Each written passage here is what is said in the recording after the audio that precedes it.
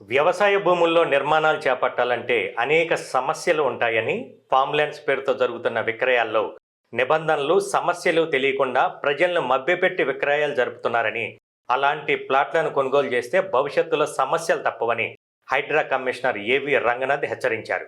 ఇదిలా ఉండగా real estate association ప్రతినిధులు మాత్రం తెలంగాణలో తెలంగాణ వాళ్ళు రియల్ ఎస్టేట్ వ్యాపారం చేసుకుని బ్రతకవద్దా, హైడ్రా కమిషనర్ రంగనాథ్ గారు చెప్పాలంటూ ఫామ్ సైట్లు కొనొద్దని చెప్పడానికి మీకు ఎలాంటి హక్కు ఉంది?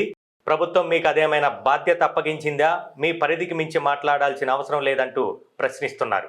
రాష్ట్రంలో మీరు ఎవరి ప్రయోజనాల కోసం పనిచేస్తున్నారో ప్రజలందరూ గమనిస్తూనే ఉన్నారని, మీకు కేవలం చెరువుల పరిరక్షణ బాధ్యత, ప్రభుత్వ భూముల పరిరక్షణ బాధ్యత, పార్కుల పరిరక్షణ బాధ్యత మాత్రమే ప్రభుత్వం అప్పగించిందని, ఆ పని వదిలిపెట్టి ఫామ్ సైట్లు కొనకండి అని చెప్పడానికి మీకున్న అధికారం ఏమిటి అంటూ ప్రశ్నిస్తూ నిరసన తెలుపుతున్నారు.